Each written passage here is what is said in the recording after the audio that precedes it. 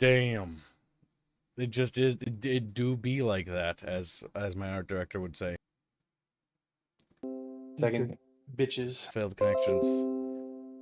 So what you can do is stream in. Failed connections. So what you can do is stream in Discord. I think just fine. Yes.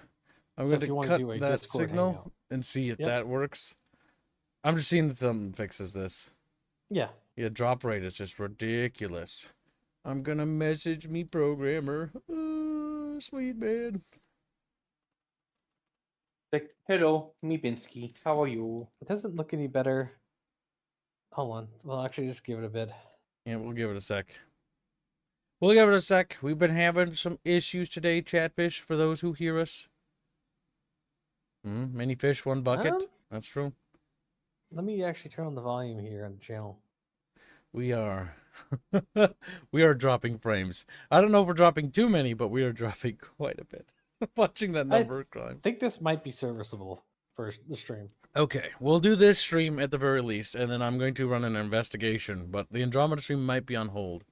I may need to speak with you after stream about an update. So yeah, this coincides with a we've been having some technical difficulties with internet connection today. We've been having some other issues. There also is an OBS update that just dropped, and a bunch of my stuff is red. But we're here now, Chatfish, and we're gonna do this bunch cast. We're gonna try to, anyways. Yep. I've been sitting here waiting for this to actually work, and so it's gonna work a little bit. So while it's working, let's get to it, Chatfish. Hope you're having a good weekend. But this weekend, we're gonna be talking about what to look forward to on the horizon of upcoming things, because there is a ton of stuff that will be coming. Nice. Yeah. So the first thing to talk about is a game called Chronos: The New Dawn.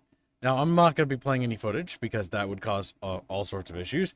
But Chronos: The New Dawn is basically a survival horror game. It's very much inspired by Dead Space, and so the game itself is very much a third-person sort of survival horror kind of thing, similar to Dead Space, where you got monsters and you got to figure out what's going on in this weird sort of like post-apocalyptic town as you walk around in this suit, and there's all sorts of monsters that are attacking people. It looks promising. A lot of people who've gotten their heads on it, have hands on it, and who have tried the demo said a lot of good things, and it will be coming out in approximately 3 days for the early access version, and for 6 days, I believe, for the regular version, or is it 5 days? I think 5. 2-day early access, I believe. Yes. 5 days in total. And so this game's being developed by Team Bloober, and it looks interesting. Hopefully it's good. We'll find out. So that's game number 1. We have more games on the horizon. Now, these games may not be of my interest or your interest. There's another Borderlands game coming out, but this one's not something to particularly look forward to. More so cautionary, because I know a lot of you guys will buy this, because some of you do like these games. But just be aware that there is a lot of DRM stuff for this game. So I would advise caution on this game's launch, just due to that fact alone. Because I know some people enjoyed Borderlands 3 in our community, and I know Borderlands 3 is apparently fun, but the story is, really bad. But just be aware that this game might launch like a sack of potatoes. So, you've been forewarned, Chatfish. Pretty sure Borderlands 3 also launched like shit. Yeah. And so they've had a recently bad track record when it comes to a lot of their games. Yeah, a really bad record. So it is 2K. Yeah. So there's that. The next upcoming game is a little game that's been in independent development for a while. It's called Roman Empire. Now, people have been saying this might be a Total War-inspired game. It might not be. We don't really know a whole lot about it. It's very much indie, though, and it looks interesting. It's very much one of those indie RTSs that's been kind of in development for a while. A lot of people are wondering if it's an asset flip, but it has been making grounds, and it looks like it might actually be coming out this year. Now, it's been pushed back before, so you are aware, but if you're looking for an antiquity-themed strategy game, there is some on the horizon. It's not just this one either, by the way. There's a couple more on this list. Next up we have is the upcoming Dying Light game, which is slated to release on September 18th. And yes, Dying Light 2 did have a lot of troubles in development, and there was a lot of issues with it, but it seems like this franchise has kind of pulled itself back from the grave. And so they're managing to actually make a game here that people kind of want. And like they're actually adding guns. They're done with their political statement like they did in the previous game, because they rescinded a lot of their policies there. And I was watching Rapier stream it, and apparently a lot of people in the community have been playing Dying Light 2, and when it launched, it had a lot of shit. It had a lot of problems. However, it does seem that the developers have been very receptive to feedback. Guns are coming back. They're done being weird. They've been re-earning trust in the previous game, and they want to make a story about Kyle again.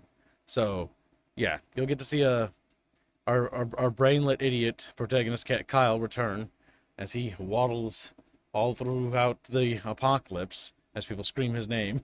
As people scream. Great! Yeah, pretty much. Oh my God. Sounds just like that, by the way. It is a fun game. It's basically what Dead Island should have been, is what the Dying Light series is. It's actually relatively competently made. It is a power fantasy where you go around and you are basically like a superhuman because you've been infected with the virus and you have survived it and you've managed to become stronger because of it. And now you're basically going around turning the tide against the infected and helping humanity survive against, the apocalypse. So yeah, that looks exciting. That looks interesting, Chatfishies. Like, woo.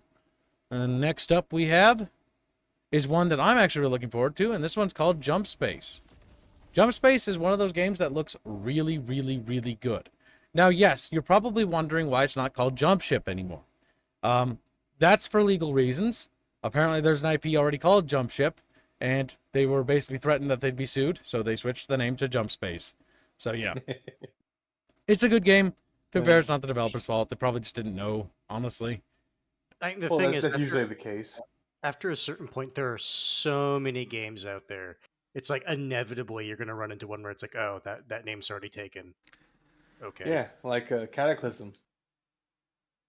So what's really cool about Jump Space is a game that kind of, as a sci-fi RTS, not sci-fi RTS, as a sci-fi player and a big fan of sci-fi, I've wanted to see a game where you play as a ship and you have a crew of friends and you jump around and you can like manage turrets. You can go down to the planet and go and shoot bosses in dungeons. You can board enemy vessels and you can take out their support systems and stuff like that. Basically, Jump Space is the equivalent of, imagine the Terminator's future war against humanity, where this has actually gone into space with like the thinking machines. And the machines have actually overrun the core systems and homeworlds of humanity, and you are part of the human resistance. Basically jumping around, fighting this war against these machines, trying to retake sector by sector of the galaxy back from the automaton uprising. And so that's the story and the synopsis of this game. And so you're waging a war against machines. The developers have mentioned, and a lot of people have been requesting for more faction stuff. They've been pretty open-minded and very, very like considerate about a lot of things. But yeah, you'll be like choosing your ship, upgrading your gear. It's up to 4 players co-op. And it's really cool. Like, it's very persistent. Your ship is your persistent thing. So if you like Helldivers 2 with its, like, metagame war thing, you very much have something similar here with the Galactic War. Except in this case, you're fighting back, taking back sector by sector of the galaxy in what's essentially like a roguelike kind of combat system. And keeping all your progression and upgrades. And your meta progression is your ship. As you upgrade your ship, it gets better cannons, better abilities, better functions. It's very nice. It looks very good. So, yeah, this game, gonna be a lot of fun. It's a PvE 4-player co-op game, something to look forward to. For you 4X chat bros out there who have been wiggling around, going like, where is our 4X game? I know, you're sad. There is no 4X games for you. Sid Meier's Civilization 7 was a huge letdown. Or is it Sid Meier's Civilization 8? I don't remember which one. It's 7, I think. Yeah. 7 is currently still being patched, and it's not showing any signs of recovery yet. On the bright side, our French developers at Amplitude Studios, the weirdos that they are, have started work on Endless Legends 2, which is a 4X game that's set in a fantasy universe. Now, if you're not familiar with the Endless devs, the Endless devs are incredibly competent.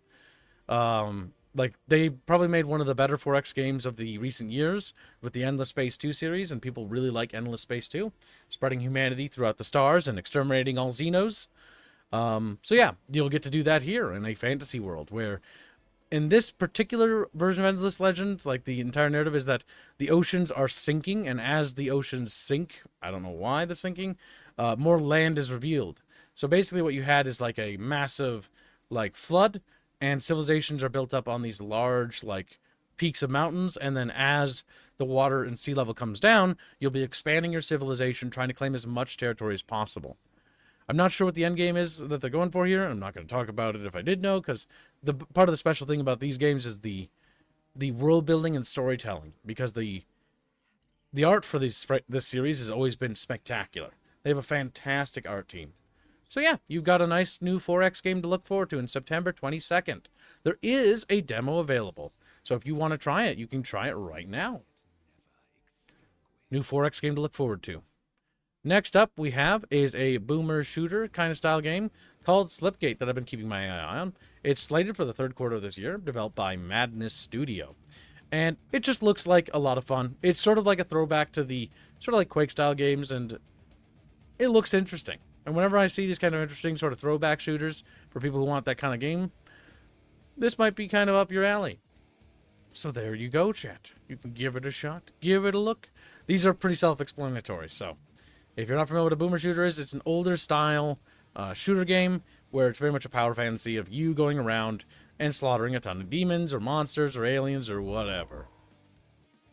Next up on our list we have is the MechWarrior 5 Shadow of Kerensky expansion. This is slated to launch September of 2025. Now, Piranha Games is still independent, but I will say that their quality of stuff has been pretty bad as of late because MechWarrior 5 Clans wasn't very good. However, it does appear that they are taking criticism, finally, and they're actually going to be releasing content for MechWarrior 5 Mercenaries. The only thing good about that, like, entire franchise right now. Basically, what they're doing is they're adding all the content from the Clans expansion, which was a standalone, into the actual base game of Mercenaries, which is the sandbox, and so they're actually going to be focusing on the sandbox game again. This is good because if MechWarrior 5 continues to receive expansions and patches, more biomes, more missions, eventually this game will actually be in a state that's good. So it's actually seeing a turnaround. This is good with a capital G. The big thing here is that they do need to still fix a lot of problems. Like, you know, the infantry, they're really bad. They really need to overhaul the infantry mechanics. They really need to overhaul a lot of things here. But it's worth mentioning because I know a lot of you guys are MechWarrior fans, and MechWarrior 5 Kerensky looks like it's going to actually add some refreshing stuff. Now, I will point out that you're probably noticing this really weird cutscene in the background. That is down to the fact that one of the, I forget the actual fan team, they make fan movies for the Battletech universe. But they basically hired them on board to produce the cutscenes for this expansion. So it will actually have, like, some CGI cutscenes that the team themselves have thrown together and sort of collaboration with the developers. I'm not sure if that's going to help. It didn't particularly help Clans because the writing wasn't good. It was really bad. So it's entirely down to the fact that the writing's going to be good. They do some manipulative things here with member berries, or they reference MechWarrior 2 Mercenaries with a certain line. And because I feel nothing anymore, it went right through me. But figured I'd point it out. Not sure if the AI is going to be improved here. Not sure if the game's going to be actually fun. Who knows? I think you should be more member buried, Kibbs. You should feel things more. I only feel things if they're good. You should be tricked very easily, Kibbs. That's what I'm trying to tell you. This is a game that is right up Artemis's alley. This game is called Kingmakers. If you wanted a power fantasy where you literally, almost, not quite are a god, but you have ridiculous powers such as time travel to go basically into the future and back into a medieval point to try to change history, this is the game for you. You literally have the ability to... loser. We're gonna... You are traveling back and forth in time, trying to change history and stop like an apocalypse from happening, where is that you are in control of history. So times, going back to the future, bringing back, try to help your nation. War, it had stood no chance in surviving. And so you literally need to call upon technology like helicopters, grenade launchers, machine guns, everything you can to win this insurmountable odds war. Basically, yeah. What if Constantinople didn't fall? Well, this is what you would have to do to prevent that from falling. This is it is a hybrid game. It is single player, where you can actually build bases and command troops, and then you switch into first person, or third person, I'm sorry, and you run around. And you basically just need to defeat like this huge colossal army with your army. It actually, the fact that it's able to run the big battles it's able to. Well, we'll see if it can run the big battles at release. So yeah, that's Kingmakers. It's slated for October 8th, 2025. So 5 weeks from now, chat bros. Another video game for you to look forward to. Next up, I don't know if you should look forward to this, but you should be aware of it. You should. What the fuck, computer? I gave you my birthday and you still rejected me. There we go. Vampires: The Masquerade Bloodlines 2.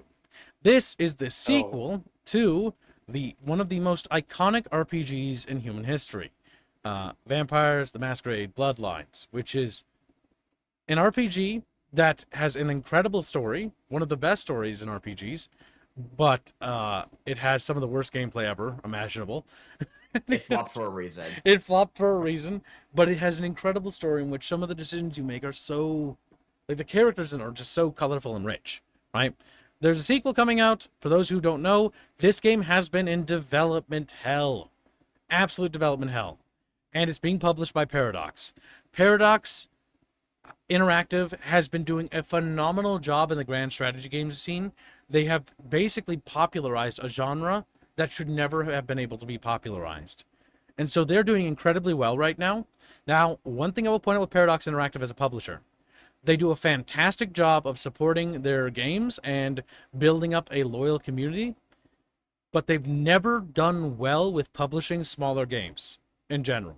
Like, they published Magicka, they published a bunch of others, but their DLC policy is normally what ends up killing games. And it's very important to mention this because, well, Paradox Interactive may publish a lot of games I'm interested in, like Europa Universalis 5, I can't totally pronounce that right, is coming out this year as well. They're also publishing this, and this is developed by the Chinese Room, which, to be frank, I never heard of them until today. You haven't heard of them? Oh, yeah.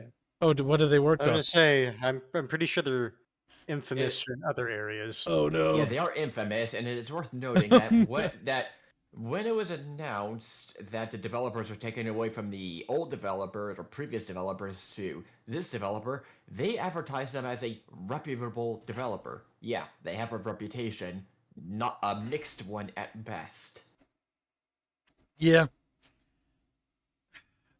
It's really going to be a crapshoot whether this is even good at all or not. Yeah, it's at best an action game. It is not an RPG, arguably. Actually, no, in practice, it is not an RPG. From what we've seen. Now, again, we'll go into it with an open mind, but it is important to highlight the fact that I would not get your hopes up for this game. Mostly due to the fact that when you see games suffer and transfer from studio to studio like this, you usually end up with Duke Nukem Forever, where you kind of end up disappointed. So do be aware that it might not be good. In fact, just go in with leveled expectations and expecting it to be kind of bad. Just to save yourself some headache. Yeah, because when it comes to Worst case Paradox, scenario, you're going to be pleasantly surprised, right? But the big thing about Paradox's DLC policy that I want to highlight here is this right here. Literally, different playable clans that you start as are DLC locked. Yes, Paradox has this thing where they release a game, and the game is released into what we call an early access state. Then they will charge for each expansion as they turn it into a game that's actually worthwhile. While Crusader Kings 3 is actually in a really good state now, you know, it's probably in some ways a lot better than the older CKs and stuff like that. The biggest problem is that you have to pay a a hefty sum to actually experience that, or do their what we call DLC subscription policy, where they do have a DLC subscription policy. Before any of you ask, because I know some of you are new to Paradox, where you have to pay a flat rate of like $6 a month and to get access to all their DLC, so you don't have to buy it individually. Because I kid you not, their games have DLC that ranges, Which in is the honestly hundreds. the thing is, it's also hundreds. evil because if you just keep doing that, guess what happens? Eventually, you would have just paid for everything. Yes. And so that's why it's important to mention this. While I like a lot of Paradox games, I am not a big fan of their DLC policy. Their DLC policy is one of pain, one of misery, and one of suffering. But they also control the market of grand strategy games. There is no competition. But Kibbs, what about Shadow? No, they don't matter. They make one game, and they have like that's it. Like all the competition is like they make a game, and it's okay at best. There is Age of Wonders and Endless Legends, but they pale in comparison to the Titans. That is Hearts of Iron, Europa, Crusader Kings. Actually, Age of Wonders is a Paradox game. Oh, well, if you're wondering about their DLC policy, that explains it. I stand corrected. Age of Wonders is continually getting a lot of love and is really cool, but yeah, it's a Paradox game because if you look at it, it costs you an arm and a leg to get all the Well, it comes races with and factions Paradox. unlocked. Yeah, when it comes to Paradox, outside of their core strategy genre, they do struggle to bust into other genres. As if you look into their other smaller titles in the RPG and other genres, it isn't entirely the best. A lot of them either they may on paper review well, but they sell like they just flop financially. Mm-hmm. So, after this, we have another upcoming game. Now, this is an interesting one. I'm going to scream. I'm going to scream. Why? Because Steam's doing that weird thing where it's like, enter your thing, but I've already entered it, and like, I have to redo it because I left the tab open for too long. Remember, we were supposed to do the stream like 5 hours ago. Yes, Damn I it. fixed his internet. Well, it's still Because broken. magic. It's Fucking working. magic. You're streaming, aren't you? Yeah, we're streaming. I'm gonna be after the stream. I'm gonna talk to my programmer. We're gonna see if we can't fix it. Odds are there's something fucky wucky going on, but either way. So, you know that the latest Terminator movie was kind of ass, right? You guys all know that. Every latest Terminator movie can kind of have kips. Yeah, I'm gonna say latest. Yeah. So, Terminator 2D No Fate, which is interesting because Dark No Fate literally a jab at Dark Fate being terrible. I'm not sure. I know that the Terminator license is in dispute because the woman who originally wrote Terminator, I think it's the woman or is the guy, I can't remember. They're trying to get it back, and it's basically been a fight to get back their IP. If I remember correctly, because it's their baby, pretty much. But I think they're actually getting it back. What's interesting is the latest Terminator RTS expansion for the Dark Fate RTS, which has nothing to do with Dark Fate. It just has that in the name for some reason. Is actually getting pretty good. And this is a sort of classic 2D arcade theme. Actually rather beautiful. I don't see a lot of sprite-based games made that look very good, but this is very much inspired by the Metal Slug style, and it's sort of a single-player game where it's just a romp, and you play through the Terminator movies. And it's just like an entire homage to the classic movies in a retro style. I figured it was worth pointing out because Bitmap Bureau has done a really good job with this, published by Reef. And it comes out in about 2 months, and it actually looks rather interesting. If you're looking for like an old school arcade style, like basically, you know, action shooter / kind of beat 'em up because the Terminators can melee, but it's not like quite. It's very much Metal Slug themed though, with a little bit of inspiration on that. And if those aren't familiar with Metal Slug is basically just you run around, you romp around, you destroy entire armies. You're a hero. We kill aliens. Yep. You say heavy machine gun. And so yeah, it's an interesting little game coming out. Figured I'd point it out because it looks rather nice. They even have ways to try to emulate the old classic CCTV stuff, which those emulation techniques do somewhat work. I will point out that that only actually matters if the art style was actually built for that. It's not actually going to do anything if the sprite work isn't built for that. And I will say that the sprite work in this game actually is really good. The reason I want to point it out is because I don't actually see games with good sprite work very often, because most of the sprite artists are kind of retired or gone now. It's kind of a dying art. And so I wanted to highlight this as one of the few games I've seen lately that has really good sprite art, because it is kind of disappearing. A lot of people are just switching to the classic take picture of 3D model and then low res it, which isn't quite the same. It's just a 3D model that's low resed. But yeah, that looks interesting. Looks cute. Here's a game that I'm super stoked for, and one of my little mountain monkey friends is also super stoked for. It's called Anno 117 Pax Romana. Yes, a new city builder, chat, where we will be able to build beautiful, gorgeous, and wonderful Roman cities. Now, I know Anno's an acquired taste kind of game, because not everybody's super big in it, but in this one, they're going to be adding ground armies, so there's actually going to be, like, battles on the ground now, which is interesting. Anno hasn't done that in years. There's naval battles. You'll be basically colonizing and Romanizing everywhere. And the other bonus I want to point out is that, yes, I know it is a Ubisoft company called Ubisoft Mains. They used to be called Blue Byte, but their name was changed into Mains recently over the Ubisoft fiasco. Ubisoft Mains, aka Blue Byte, is probably the only studio in Ubisoft you should give a damn about.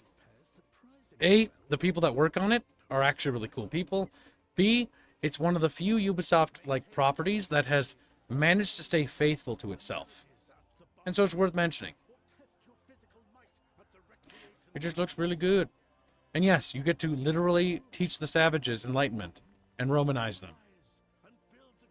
I will point out that this game, as far as Anno games, does not look... Anno's always been pretty good. They survived the woke era pretty well, in the sense that nothing really bad happened to their games. They didn't do this whole, weird thing. And so, because they survived that whole era, they came out on top. And so, this game actually looks like it's going to be very historically authentic with the actual cultures and races of each group. So they should be, obviously, stubby little Latin people. Ugh, short people, chat. Stubby little lad. They were short. They were... Yep. If I remember it, the average Roman was like 5'4".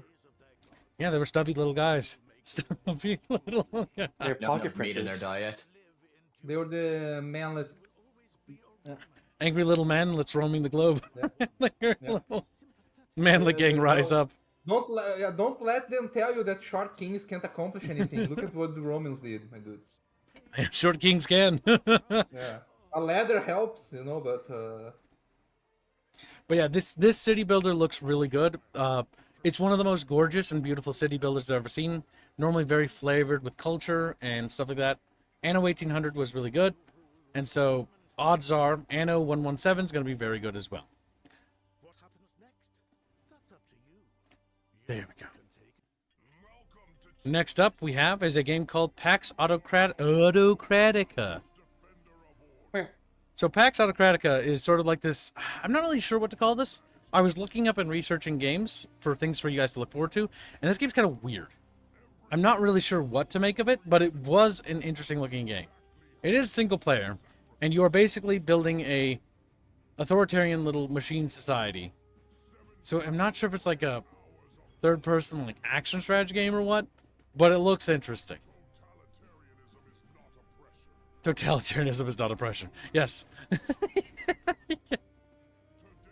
So yeah, it's a game where you get to be kind of evil. And you know what? That's kind of cool. I don't know how you hang robots, but, details. Don't think By about the it. horde, obviously.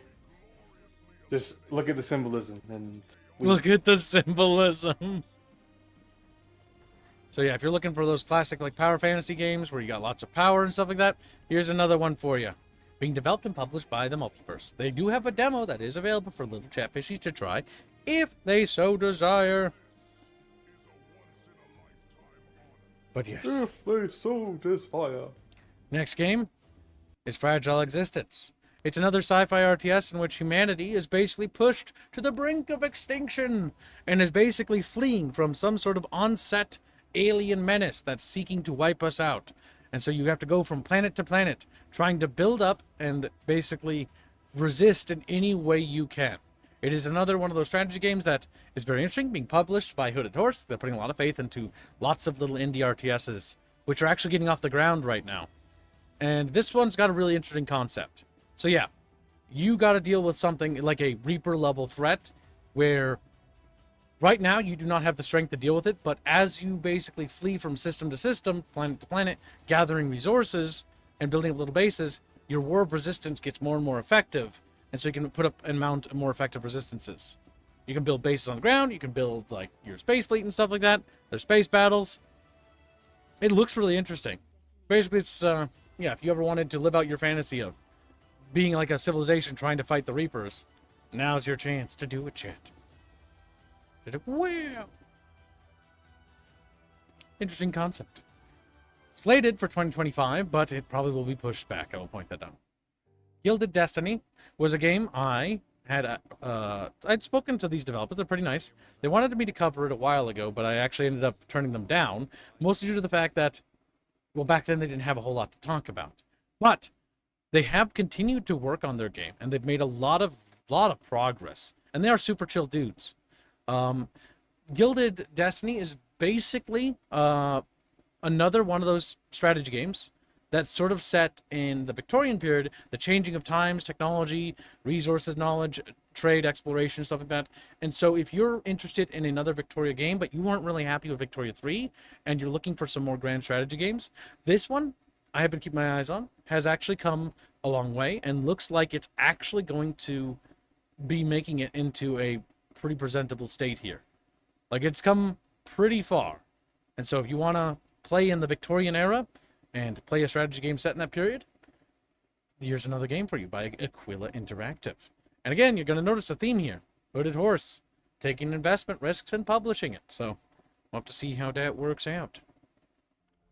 Next up we have is another Hooded Horse published game. Hooded Horse, these guys, Overhyped Studios, are the guys that made that game about the dudes. Bannerman? Something? No, not Bannerlord. What's it called? Oh, God help me. Banner Saga. No, not Banner Saga. Banner Saga. No. The No, it's you play as like a mercenary band in a fantasy setting. You That's like Bannerlord. It's Bannerlord gives. No, it's not. You see, it's fantasy. It's a There's Bannerlords. Battle Nine Brothers. Kings. There we go. Oh, Battle Brothers. Yes, the Battle Brothers weird. devs are making a sci-fi, a tactical was strategy game where you play as humanity fighting against this horrific, like, mutant race of, like, cyborg machines that are wiping us out. And you have to basically fight back against them. And it's called Menace, and it looks really dark, really bleak. The artwork and the design of this game looks really good.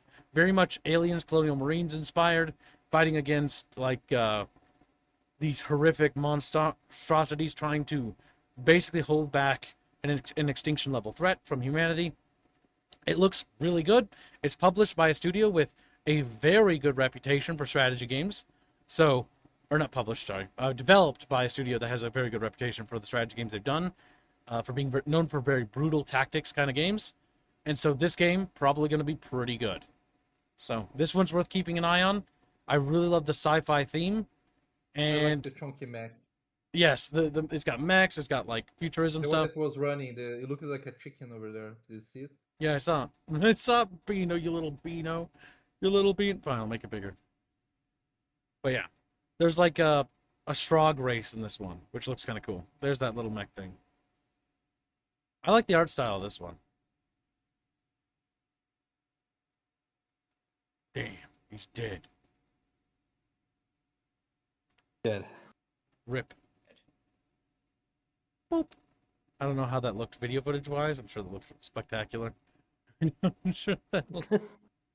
This is All right. another little city builder published by Hooded Horse. I don't know if this is their attempt to compete with Anno. Visually, it's not the same level. But the thing is, it's developed by the guys that made that Kingdoms game, which is another city builder. It's one of those keep an eye on it kind of games. It looks interesting, looks cute. The one thing that I found fascinating about this one is dams and rivers actually, like, it has like liquid mechanics, which is kind of cute to play with. I'm not a big fan of the low poly style, but you have to play with the water mechanics in order to get, like, you know, certain things to work, so they can build aqueducts and water systems. And so that is actually kind of cool. And like disasters can happen, dams can break, and your entire city can be absolutely obliterated. And so that's why I was going to show it off. It looked kind of cool. So if you're looking for more city builders with a little bit more variety, there you go. And goodbye, little Roman city. Sadness for chatfishies everywhere. Damn, I forgot how many games are Hello, upcoming. Bappios. Yes, hello. Welcome to the stream, Bappios. I'm almost through my list of things I've researched. As you can tell, I spent maybe too many hours last night preparing this list, but I wanted to make sure I was thorough and found almost everything of interest for you guys. So here's a Terminator survival game that's coming out. Now, I'm not really sure as to if they've actually done gameplay for it. No, they still haven't. It is PvE slated, so I'm hopeful that they're not going to go for like any sort of battle royale thingy. Just playing music, but I'm not going to play it any louder, so I don't lose my ad revenue. So I don't lose my ad revenue. But yeah, the Terminator setting seems to be getting a lot of games lately, and a lot of games and expansions for a lot of the existing games. So it seems like the movie license for this setting is starting to go. Now, I will point out that the quality of these games may vary, so we'll have to see, but it would be an interesting setting to explore when it comes to the survival sort of genre, but we'll have to wait and see how it's going to turn out. Next up, we have is Corsairs. Corsairs is a pirate ship game. Let's skip to not from the old game, but the new game, please. So if you're looking for sort of a Port Royale style game, for those who like those old pirate games, here's one that's coming out where you can trade, manage like cities, build up fleets, choose your allegiances to Spain or one of the various powers that be in the 17th century, and basically choose what you want to do, right? These games were always super like novel. Yeah, I guess novel for me. But this one seems to have a greater focus on like the ship and like even boarding combat, sort of like the Port Royale games had. And so, kind of cute. I'm not sure how that style of game would do in today's climate, because this was a very different era. This is back when things were in little jewel cases. But there's a new game coming out flavored in that sort of style, like Port Royale. And so I figured I'd show it off. Next up we have is this little indie game from Yesbox Studios. This guy has been working on Twitter, mostly. He posts his stuff, and you can look at it all the time on his Twitter stuff. But this is a very cute, sort of 1998 styled, like, parks game. Or it's not park game, it's like parking lots is what you manage. And it's actually surprisingly charming. It's got a very beautiful art style, very low res, very old schools, 98 inspired. And it's done a fantastic job with capturing the vibe with it. Just figured I'd show it off. It's not necessarily a game for me per se, but whenever I see these low-res games, it's a dying breed, goddammit. I will talk about it. There aren't many of them left, chat. So it's important to point them out anytime you see them. But yeah, this actually just straight up, besides the UI, if you were not to look at the UI, you could trick me into thinking that this came out in the actual 90s. Because it has that 90s low-res sort of DOS style or XP style graphics. Like, insane. The crazy thing here is the detail of each goddamn room. Like, it's autistic, chat. It's autistic.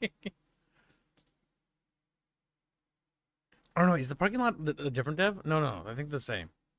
I get there's a couple indies like this where I get them mixed up.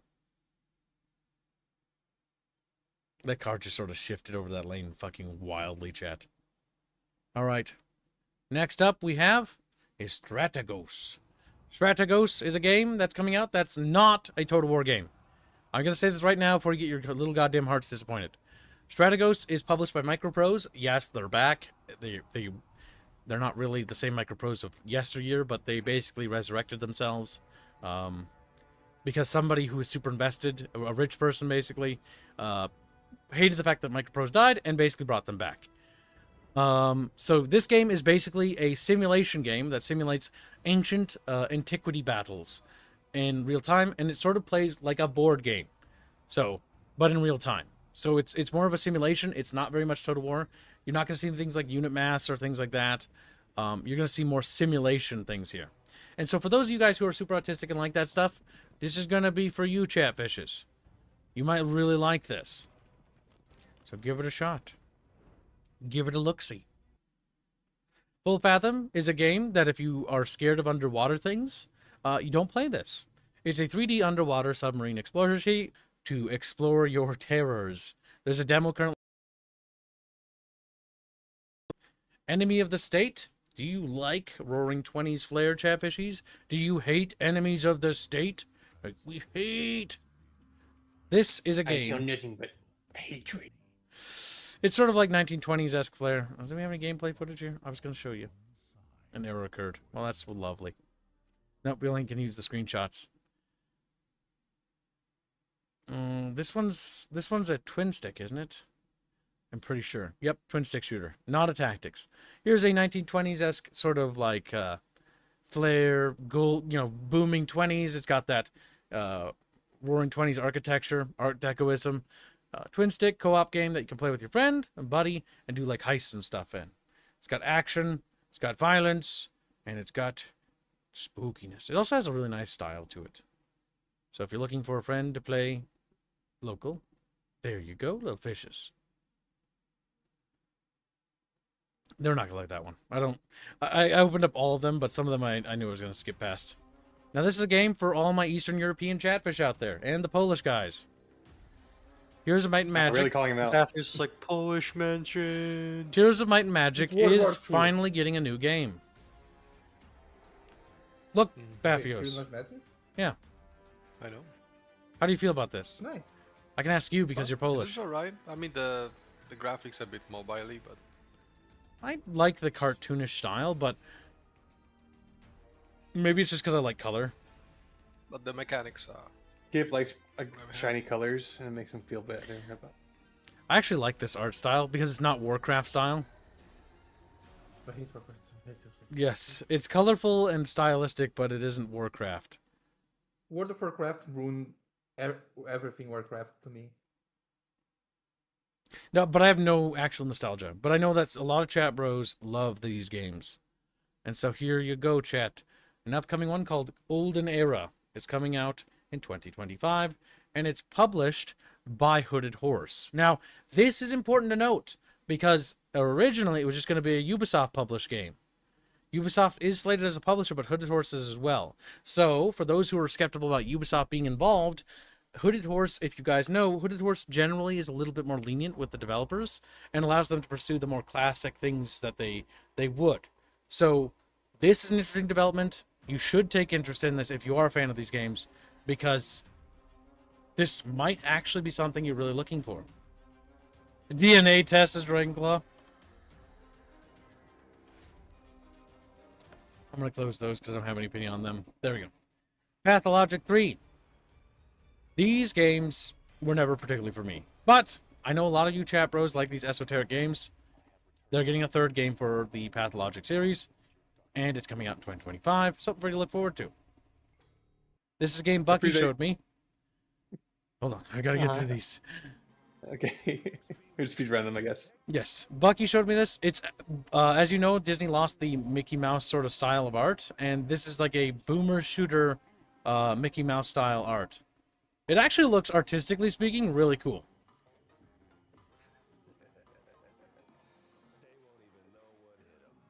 So yeah, just really cool like art style and visual direction. 83 is not in development hell. It's actually making progress. That's one thing I'm here to report. It's one of those Cold War themed shooters that's focus on gameplay, don't get caught up in the art style. There we go. And then he did anyway. If you're looking for more like what do you call it? Battlefield light games, this one's set in a specifically time point in 1983, Cold War gone hot between NATO forces and Warsaw Pact. So if you want that sort of theme style game, there's an upcoming game that looks like it might actually be pretty decent. Now, I would urge caution with these games because you never know how they're going to turn out. Because these kinds of games live and die by the community. Meaning that if its community doesn't take off, this game, no point. So if you're looking for other games to hold you over, or a little bit of variety besides Battlefield, here's another game that might be able to give you that. Now, it's going to be a bit more on the mill sim side, but it's still very arcadey. Goddamn Soviets. I hate them. Imperial Ambitions is a game for Holzinator. I know this because he likes colonizing things. This is an indie game where you just literally colonize stuff.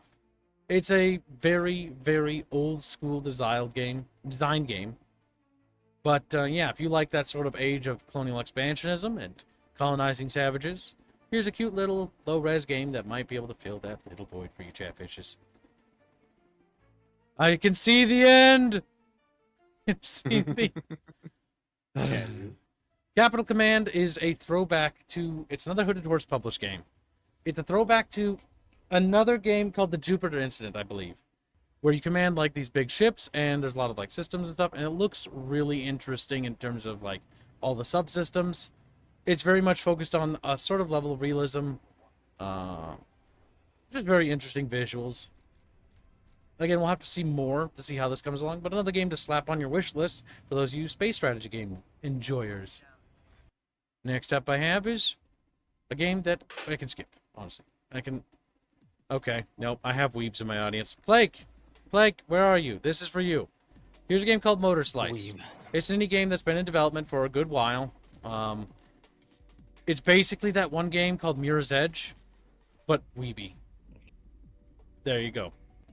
You can now run around with a chainsaw and explore large open worlds, and like, you know, lots of platforming and stuff like that. So for those weebs out there, there's something for you. Gregors donates £5, says, for web troubles. Get some spiders to fix it for you. Kib's Choice, thank you for the donation. My web internet has not improved over the course of the stream. It's still at 55%. Well, hold on. It's still working, though. It is working.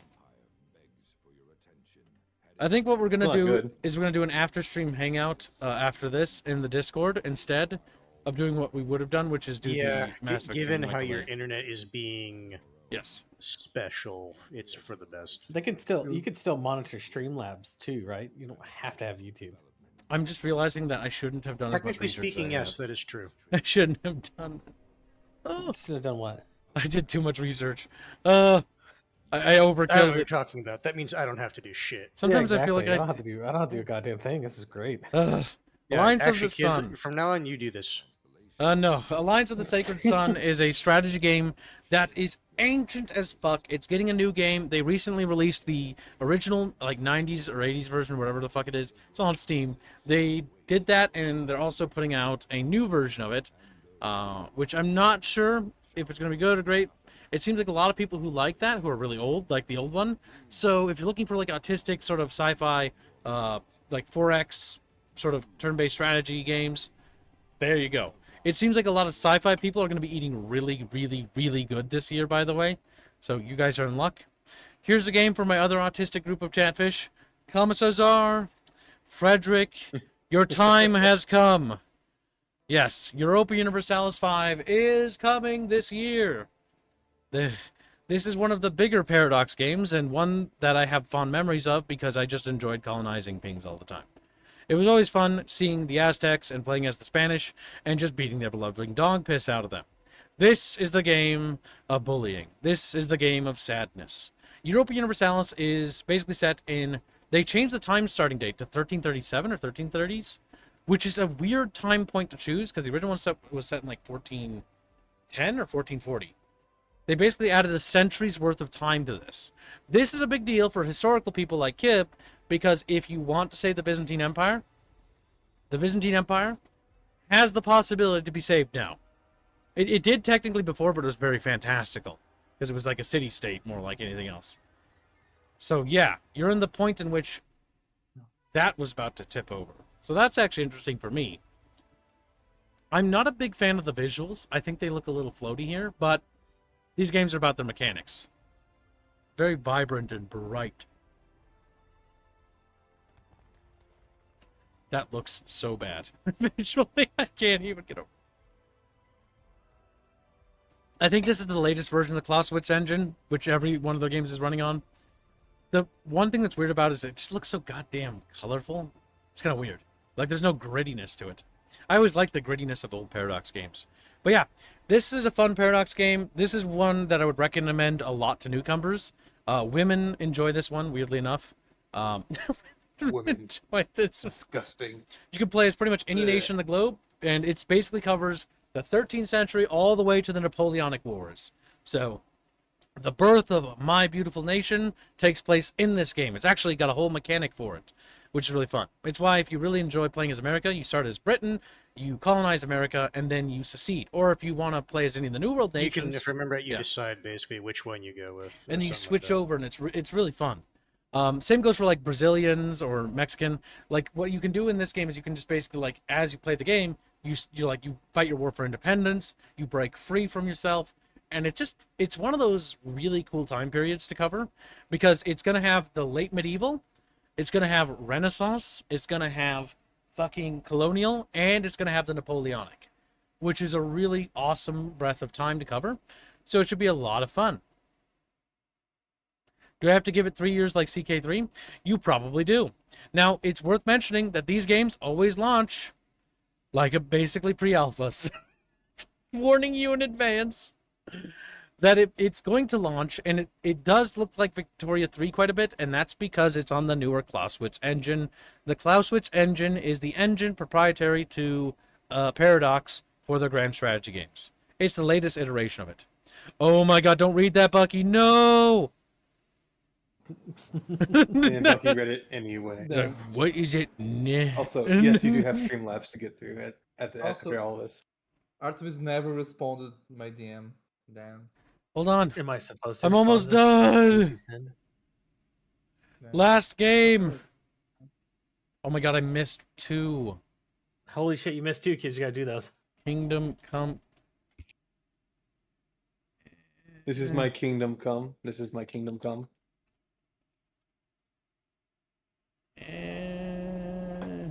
And Read it. there we go. Frozen. There's it one word. What? It was Frozen Rail, wasn't it? Huh, that's weird.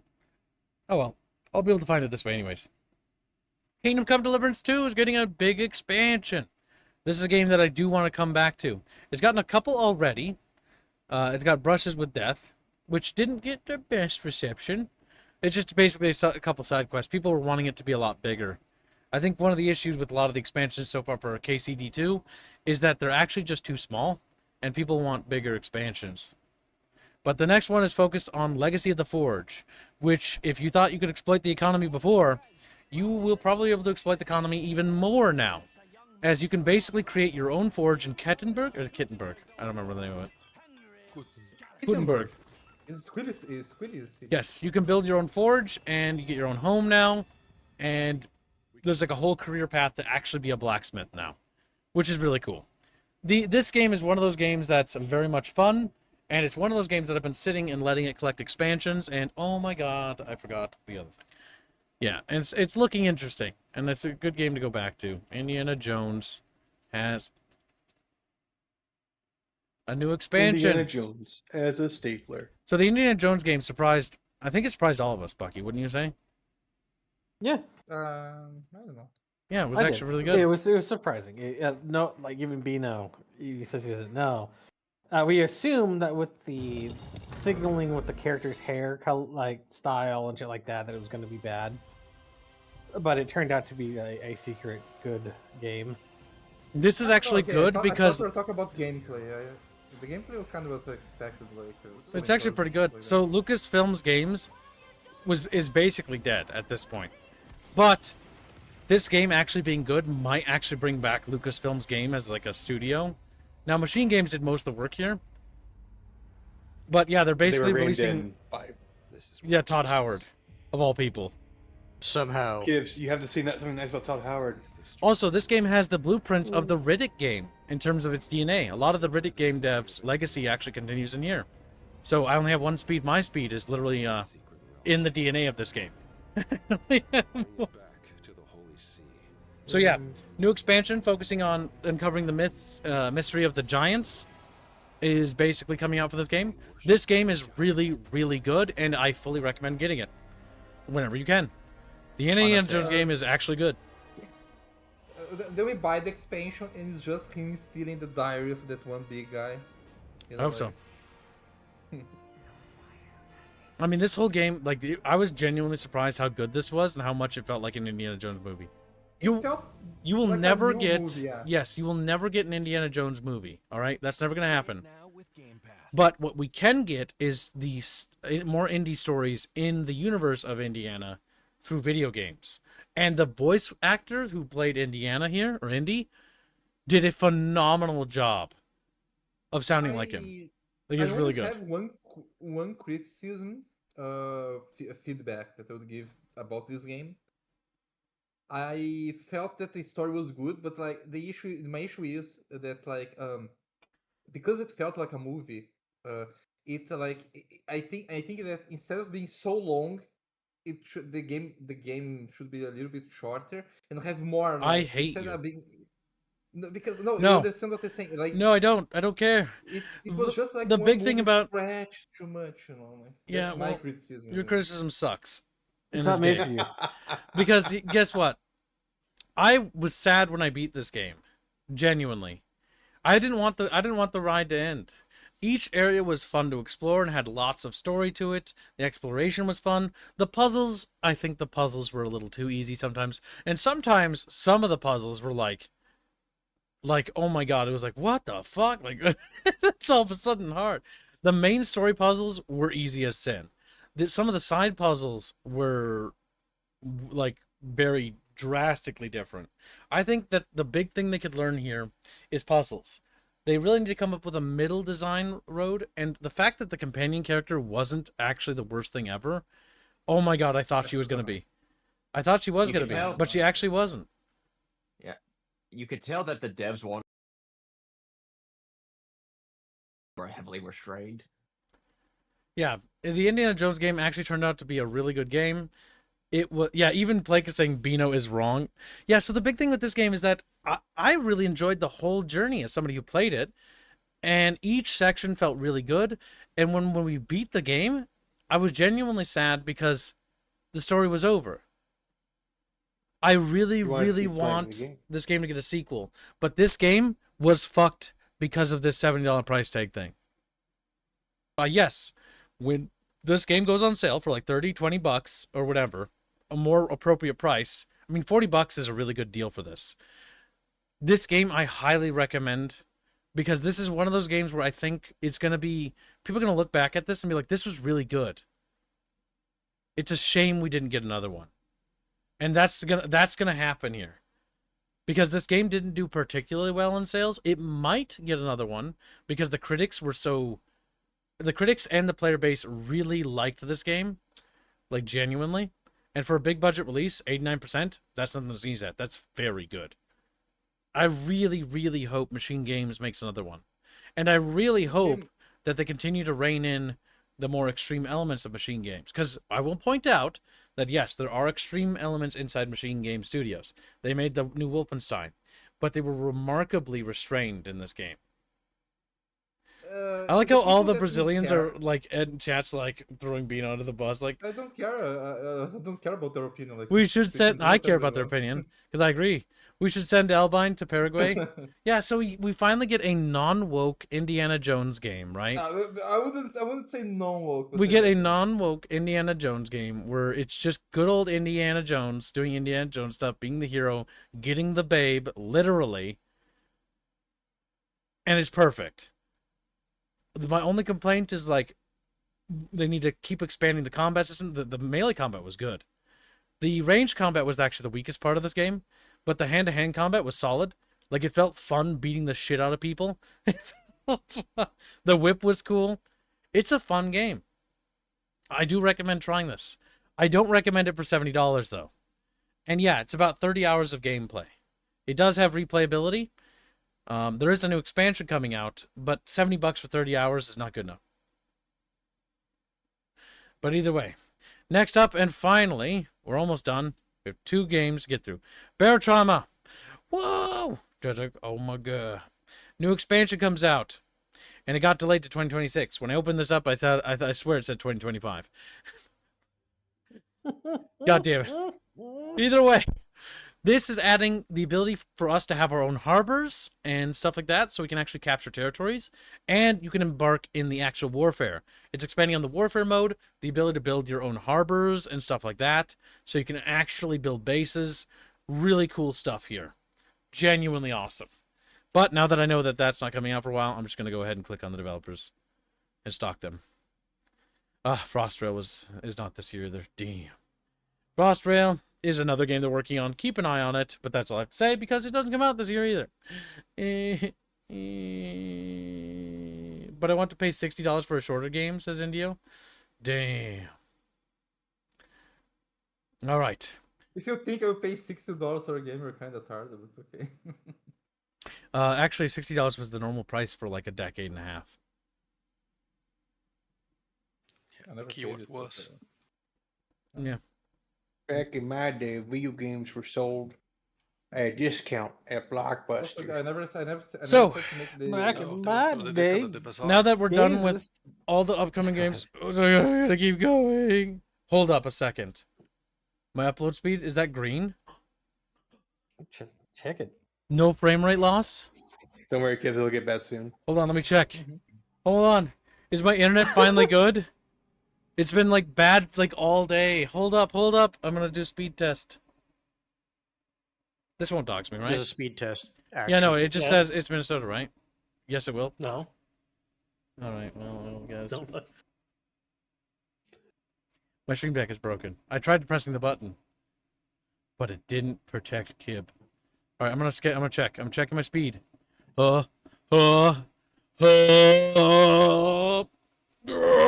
Just start screaming. Here's your speeding ticket.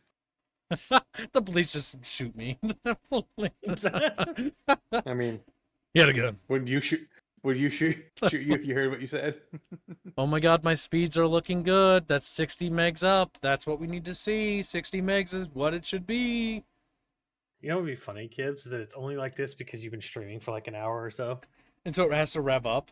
Oh, scream. So when you start the next stream, it starts at the bottom again at 30. Like it's a new thing I have to do. It's like, welcome to the rev part of the stream. Fucking 30 minutes. Oh my god, my So if internet you want might to be try it, working. Kibbs, we can move on to an actual game. Oh my god. Yes. But you need to read Streamlabs stuff if you haven't already. Yes, we do. Okay, so I moved through the new games. I just need to cover my screen again. Or uncover my screen. Oh my god, my internet being shit all day was just such a pain in the ass. I don't know what you're talking about, Kibbs. It's been working the entire time I've been here. Ugh. Bucky wants to trick you into thinking that he's magic. He's a magic squirrel. Am I not? He sparkles a little. Are you magic man? I'm gonna have to Bucky? have Bon update the art piece and be like, can you make like little sparkles on him? Can you make, like, No, little I'm. Become a I have. wizard. See, it's really. I know you can't understand this, but I'm a proponent in believing luck is an actual stat on a character sheet. He's when at baby womb scream, his dad just dumped all the stats into luck. Let's see what happens. I Yeah. believe Let's that see what every game you should happens. just pump all of your stats into luck. It works out like that. I mean, it works well in Fallout. Yeah. Let's see. Anonymous Lower intelligence, increase. donates $50, says Bucketfish for the Helldivers thumbnail. Thank you for the donation. But I need to know your name because your name's anonymous and I don't know who that is. I don't know. It's a raffle, I guess. We also had one from little Coco. Robinson Chacha $20 and says, would like to reallocate money for Nova Skyrim to Bucky's Choice. Don't think anybody else wants it but me and wants to focus money elsewhere. It says Ryder has to warm Dinotopia. up.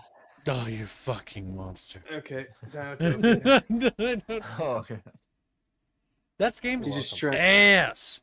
Like seriously, like I'd rather play more Gex or something. I'd rather play... Yeah, but Gex is fun. Gex is 90s charm. Dinotopia is 2000s sadness. 2000s. I remember you saying the game's not that bad. It's not that bad, but it's not Well, good well, either. Chet, he hasn't even seen the Robo Dinos yet. He hasn't. Oh. I think it was Jimmy. Gibbs. Every Indio? raindrop raises the sea. DM Jimmy to see if he don't. I'm pretty sure Jimmy wanted to buy on that thumbnail. It was Jimmy. Okay. All right. Tim Binkies. Slay Jimmy for his bucketfish Slay? being on the upcoming Bug Divers thumbnail. Who Okay. said slay? I did not say that. You said that. You did. Jimmy also claims that it was indeed him. All right, thank you, Jimmy, for your super generous donation.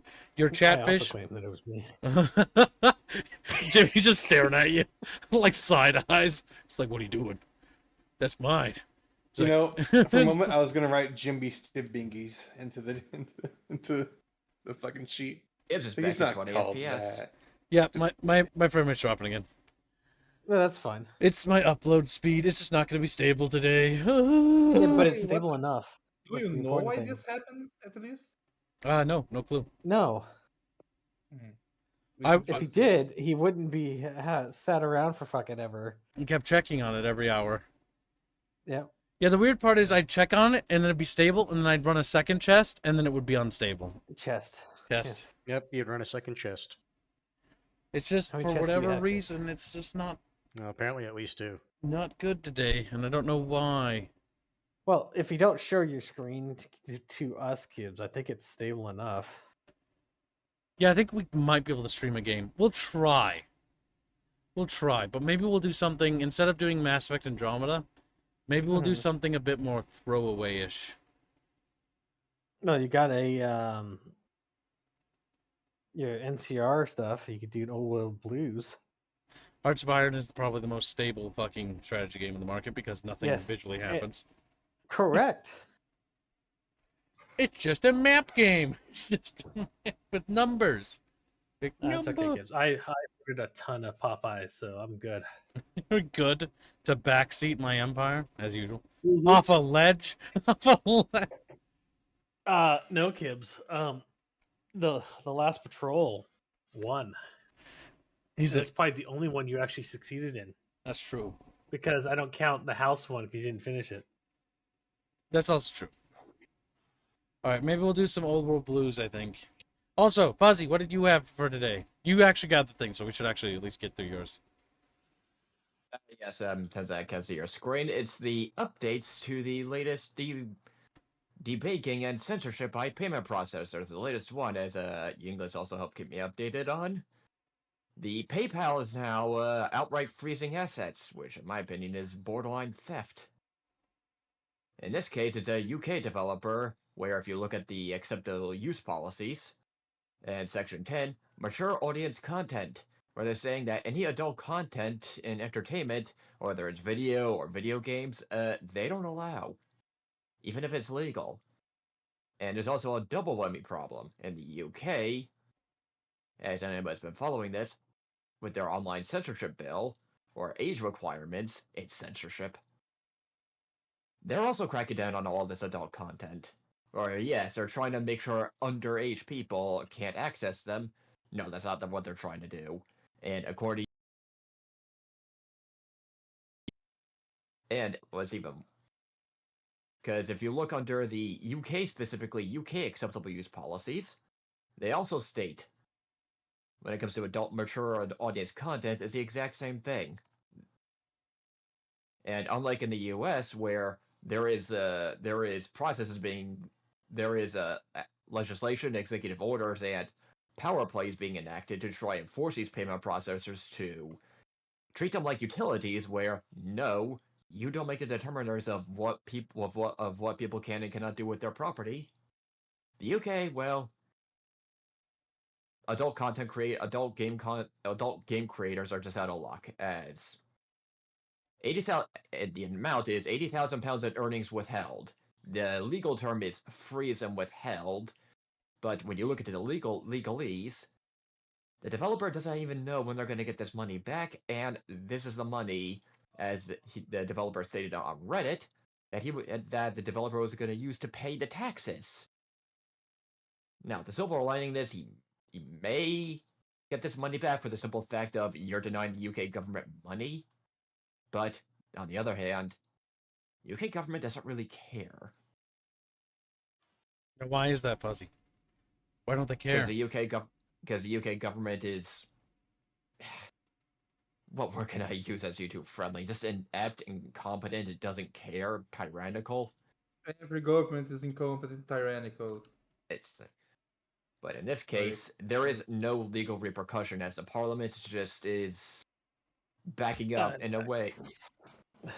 I'm back. Yeah, You welcome still back. going yet? Yeah, He we're is. on my stuff. We're on the PayPal stuff. Damn. I'm Fuck just you, me. finishing up. The But thing yeah. is, unironically, I will be the devil's advocate. PayPal has been garbage for like 20 years and years and years and years. The issue is everyone goes like, it's not my horse. Like it's kind of the horse thief dilemma, where like your neighbor got his horse stolen, but it's not my horse, so like I don't need to go after the thief. And then your horse gets stolen, and then like that's when you, oh wait, my horse got stolen. You know what I mean?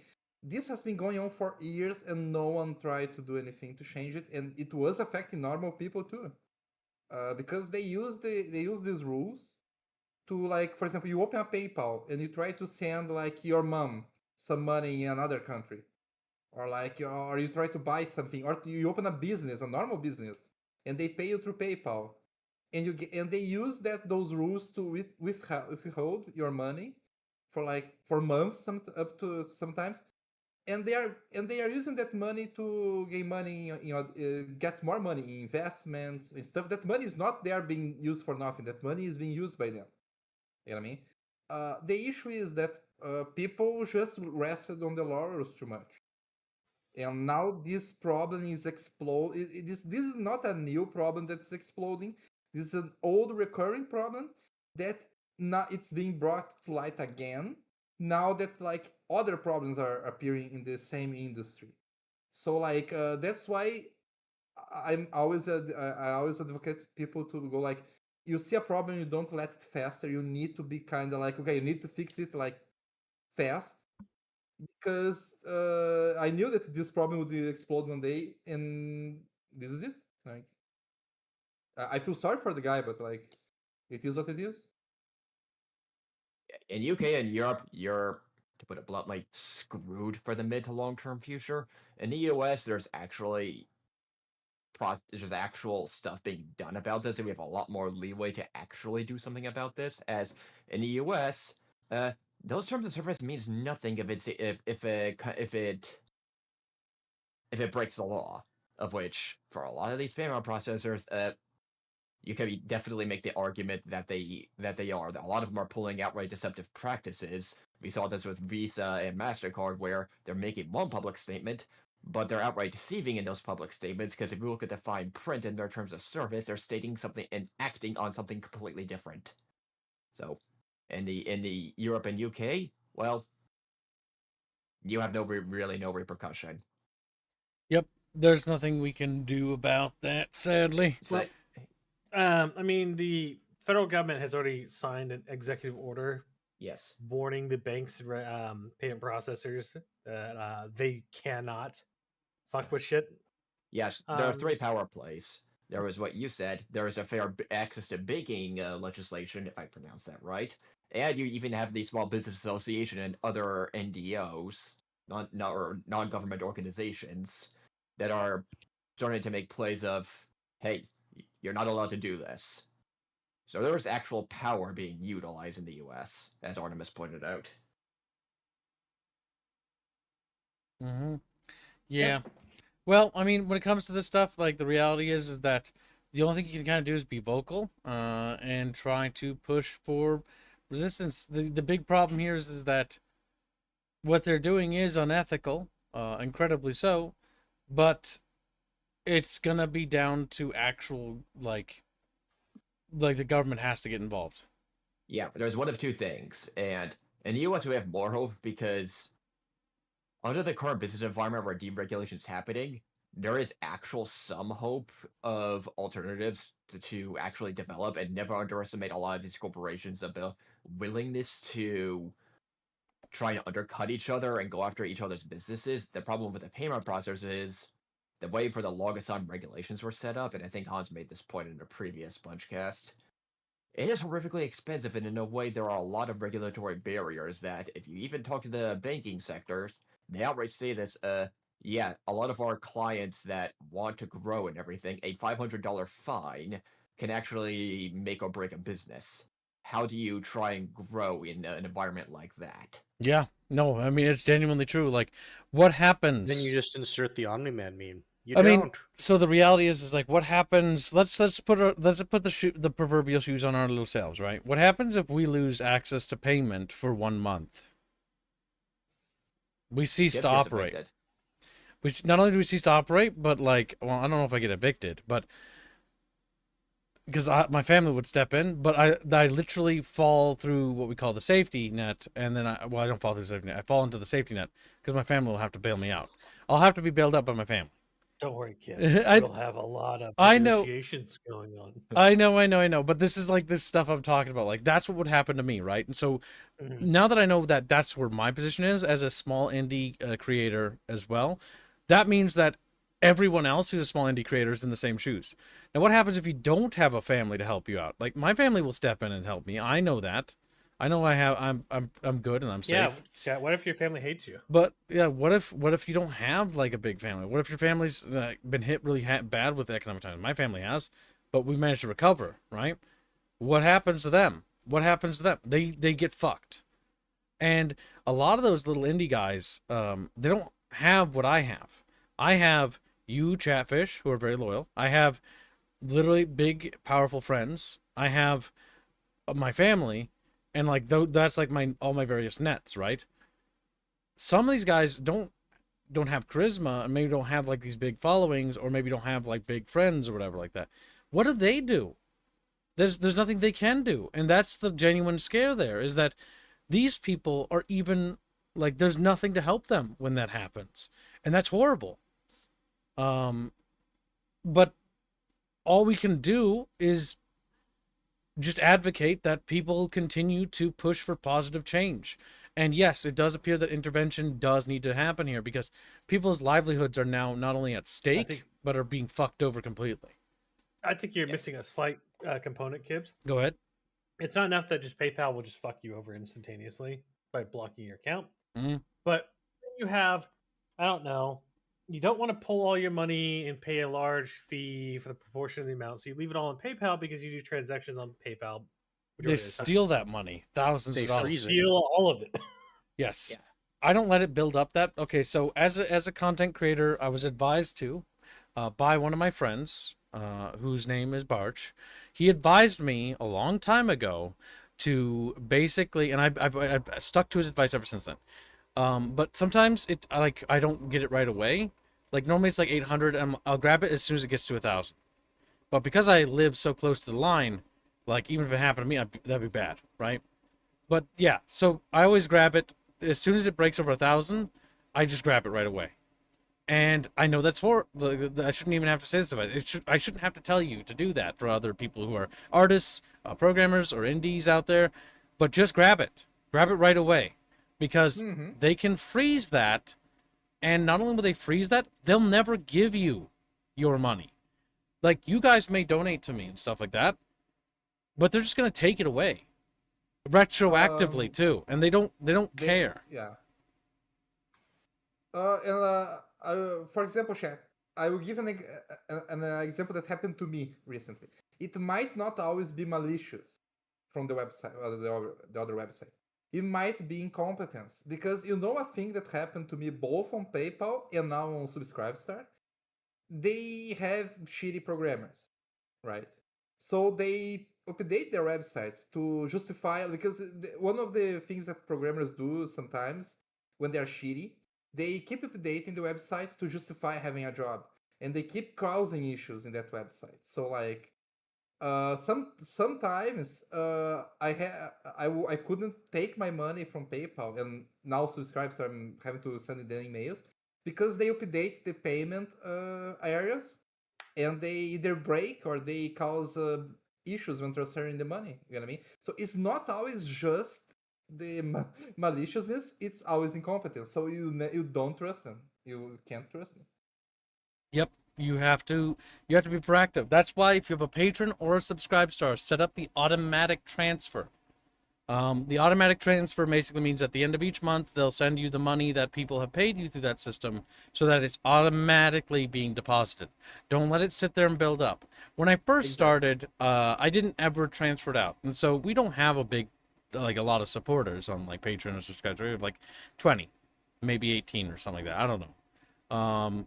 But that when I first started, I just let it accrue there, and it was like a huge number, right? Because it accrued for years and years. Because I never needed to take it out before I lost my job. When I actually needed to tap it, it was like a few $1,000s. I was like, holy shit, that's nuts. That's nuts. And that can slip up on you when you're an independent. Like, we don't make a whole lot through Patreon Subscribe Star. We don't really have a whole lot of members, but we do make something, at least a couple hundred, I think, or so. And that couple hundred, when you're indie, is enough to make or break things. So yeah, $500 is it's the difference between life or death. Like, one missed day is the difference between life or death as an indie. It just also- is what it is. Yeah, and for specifically the indie sphere, such as to compare our US and Europe, in Europe, their finance sector, regulatory environment, and tech sector is not as nearly as well developed as the US. The US still has some dynamicness left. And even then, a lot of small businesses are complaining, yeah, if you want to access financing, be dynamic, and even start building up to say, hey, if you have the talent and the capabilities to start competing with the payment processors, for the longest time it was really difficult just to do that because a lot of barriers were purposefully, and this is one thing you learn, a lot of the big companies like Visa, MasterCard, they support these regulations because it maintains the status quo to make sure that you can't compete. I want lot to of point the- out something. Mhm.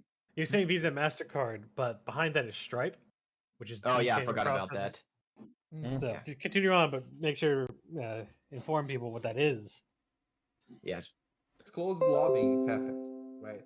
So like you have politicians that like they get so much benefits Yeah, I think that from was the these big one. companies. Yeah, Yeah, CFs. yeah. Well- Is it back? It got back. Could be back. Yeah. Maybe we'll pull No. the streams for today. Yeah, I think we need to Yeah. wrapp it up here before it. Yep. Yeah, All right. So we'll just unfortunately. wrap it up here. Sorry, Peter, we're gonna cut you off. No, But no problem, man. yeah, we're just gonna wrap up today. I don't think we'll be doing another stream for today, chat. The internet just seems to be fluctuating too much. Because I can't guarantee good quality. So what we'll be doing instead is we'll be doing stuff in the Discord server. So I'll be streaming games in there, but it'll be varying in quality, obviously. So if you would like to hang out, join us in the Discord. Thanks for stopping by. Thanks for your generous donations. But we're gonna wrap up here while we still can.